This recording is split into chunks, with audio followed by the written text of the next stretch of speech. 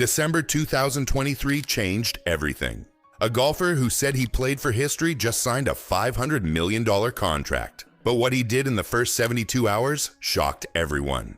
Jon Rahm didn't buy a mansion first. He didn't buy a fancy car either. He got something that most billionaires can't even touch. And when people found out, they couldn't believe it. Today you'll see what $500 million really buys and what it costs in return. Stay until the end because the final question will make you think hard. Most people heard $500 million and thought it was just a paycheck, but it wasn't that simple at all. Jon Rahm got way more than just cash. He got ownership of a team called Legion 13. $300 million hit his account right away in one single transfer. Imagine checking your phone and seeing 9 digits in your bank. The rest came as equity in a golf franchise. He didn't just join a league, he owned part of it. Think of it like this in a simple way. You go from writing articles for money to owning the entire newspaper. Every dollar the team makes, Rahm gets a cut forever. In American sports, buying a team costs billions of dollars. Rahm was handed one as part of his signing bonus. He didn't pay a single dollar for it at all. He went from being an employee to being an owner overnight. But ownership means responsibilities too. Rahm had to hire executives and design team logos. He had to manage a brand while everyone called him a sellout. The silence in early 2024 wasn't shame like people thought. It was him learning how to run a business empire. If Legion 13 succeeds, his wealth multiplies way beyond $500 million. If it fails, he becomes the face of a failed experiment. The pressure wasn't just about winning tournaments anymore. It was about building something that lasts forever. But here's what nobody expected next. When athletes get huge contracts, they usually buy private jets. Jon Rahm didn't have to buy anything. His deal included access to a Saudi royal jet. Not a rental, but full access whenever he wanted. He just sends a text message and the jet shows up. He doesn't pay for fuel, pilots, or maintenance. Think of it like Uber, but the car is a flying palace. Most billionaires have to deal with all the headaches of owning a jet. They pay for insurance, hangar fees, and staff salaries. Rahm skipped all of that and went straight to royal treatment. This is the kind of access that money alone can't buy. You need power and connections to get this level of service. And it gets even crazier than that. The deal came with a team of 10 people, personal assistants, private chefs, and security guards, all paid for by LIV Golf, not by him. Rahm wakes up every day with people whose only job is making his life easy, and he's not paying a single salary out of his own pocket. Other golfers were furious when they heard about this. Rahm wasn't just getting paid more than them. He was being treated like actual royalty. The inequality inside the league created serious resentment. Some players complained that Rahm got a completely different deal, but LIV wanted him badly enough to give him everything.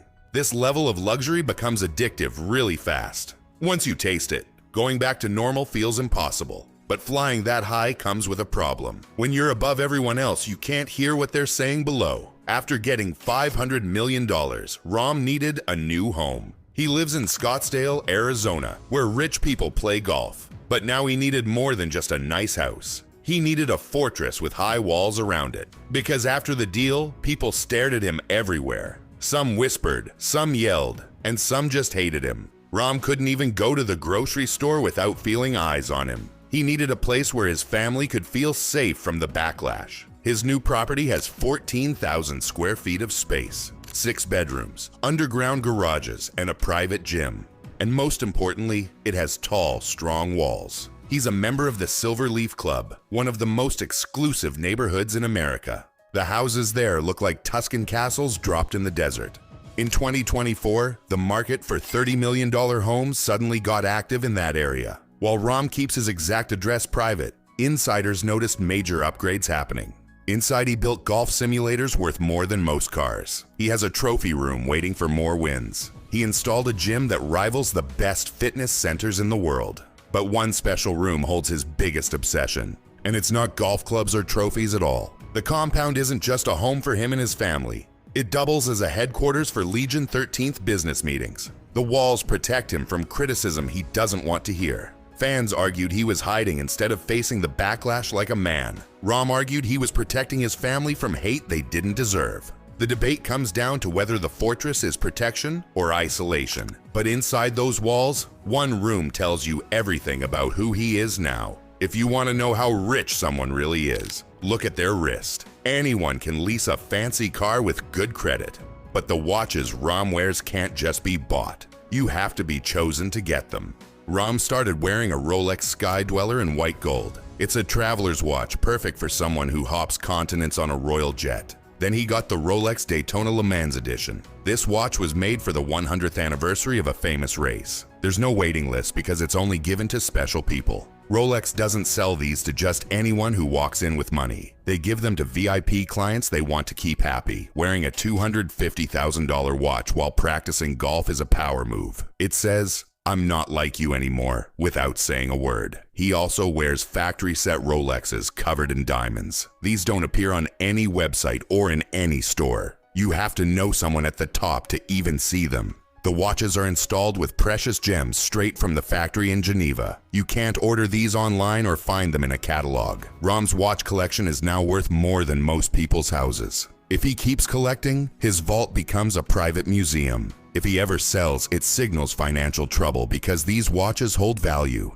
They appreciate over time like expensive art pieces. The collection is both a passion and a financial portfolio. Critics called it tacky to wear these on the golf course. They said he was showing off and being disrespectful to the game. Supporters argued it's his money and he earned the right to wear what he wants. The debate really comes down to taste versus triumph, but no expensive watch could fix what happened next. Jon Rahm worshipped Tiger Woods his whole career. Before the $500 million, Rahm was seen as Tiger's successor. He was the guy everyone thought would carry golf into the next generation. Tiger had even shown him respect and given him advice over the years. When Rahm decided to leave for live golf, he knew it would be controversial. He knew people would be upset and call him names. So he did what he thought was the right thing. He reached out to Tiger before the news went public. He wanted to explain his choice man to man. He wanted to keep that bridge standing between them. He sent text messages trying to keep that connection alive, and Tiger Woods never replied at all. Not one single word came back to him. No angry text, no lecture, just complete silence. That silence hurt Rahm more than any criticism. Imagine texting your hero and getting nothing back. You see the message get delivered and maybe even read, but then nothing. Just empty silence that says everything. You can buy a jet and a mansion with money, but you can't buy back respect from the people you admire. Tiger cut him off completely from golf's inner circle. Rahm was no longer part of the club he wanted to belong to. This wasn't just personal, it was symbolic too.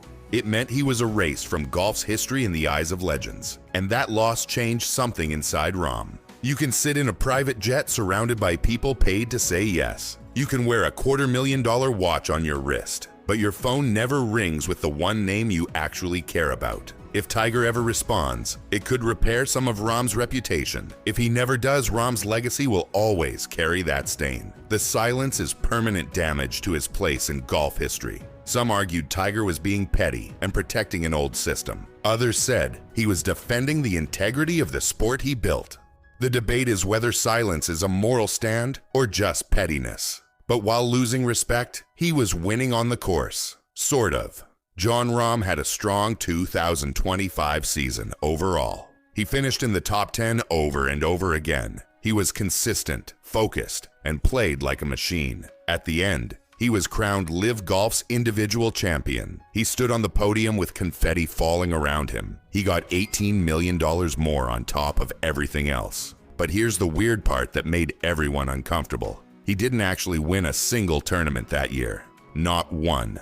He won the title based on points, not actual victories. He was the king of consistency but never had a dominant win. He never had that Sunday moment where he sank the final putt. He never had that walk-off victory where the crowd goes wild. In his press conference, he admitted it felt strange. He said, "I won without winning," out loud. It was honest, but it showed how hollow it felt inside. The trophy was real and the money was real too. But the satisfaction felt empty, like something was missing. Critics called it a participation trophy for a billionaire. They said the money had killed his hunger to win. Why risk everything when you've already been paid $500 million? Why put yourself through that pressure when you're already set for life? The fire that made him great seemed dimmer now. Not gone completely, just buried under the weight of comfort. If he wins a major tournament soon, everything changes. One Sunday can erase a year of criticism overnight. If he doesn't, The label of being soft sticks forever. His legacy now depends on proving the money didn't change him. Some argued his consistency actually proved his skill. That being reliable is harder than getting hot for 1 week.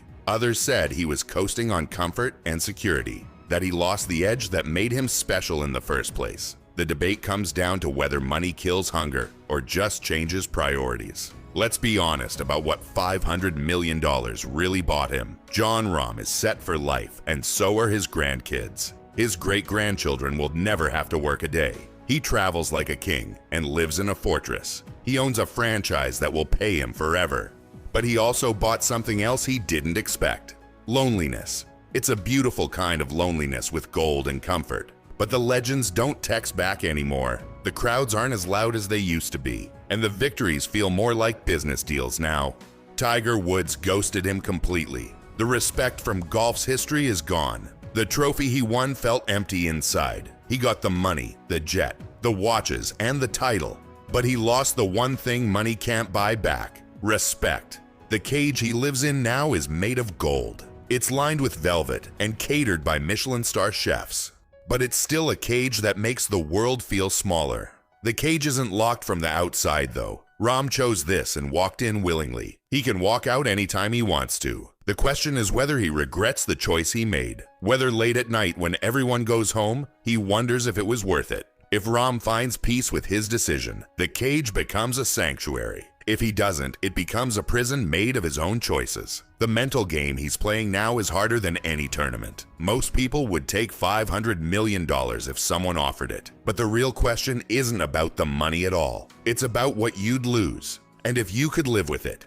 Imagine your heroes never speaking to you again. Imagine the world calling you a sellout everywhere you go. Imagine winning a championship that feels empty inside. Jon Rahm made that choice and he's living with it now. He traded legacy for security and respect for riches. Some people say he made the smart choice. Others say he gave up greatness for comfort. The truth is probably somewhere in the middle of both. Rahm's story isn't finished yet at all. The next major tournament will decide how people remember him. Will he be the champion who got paid and stayed great? Or just a very rich golfer who could have been more? Only time will tell the real answer to that question. Jon Rahm didn't just sign a contract in December 2023. He traded one entire life for another one completely. The first thing he got was access to a royal jet. The last thing he sold was his peace of mind. $500 million bought him freedom from money problems forever. But it also bought him a golden cage he can't escape.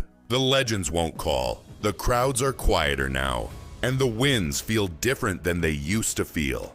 So here's the question only you can answer honestly. Would you take $500 million if your heroes never spoke to you again? Would you choose respect or riches if you had to pick one? Think about it before you answer too quickly, because Jon Rahm already made his choice, and now he's living with it every single day. The world is watching to see what he does next, whether he proves everyone wrong or becomes a cautionary tale, whether the money was worth everything he gave up. If this story made you think differently about money and success, hit that like button now. Subscribe for more stories about sports, money, and the choices that change everything. And drop your honest answer in the comments below. Would you take the deal or walk away from it? We read every single comment and want to know what you'd do, because this choice is coming from more people than you think. And when it does, you better know your answer.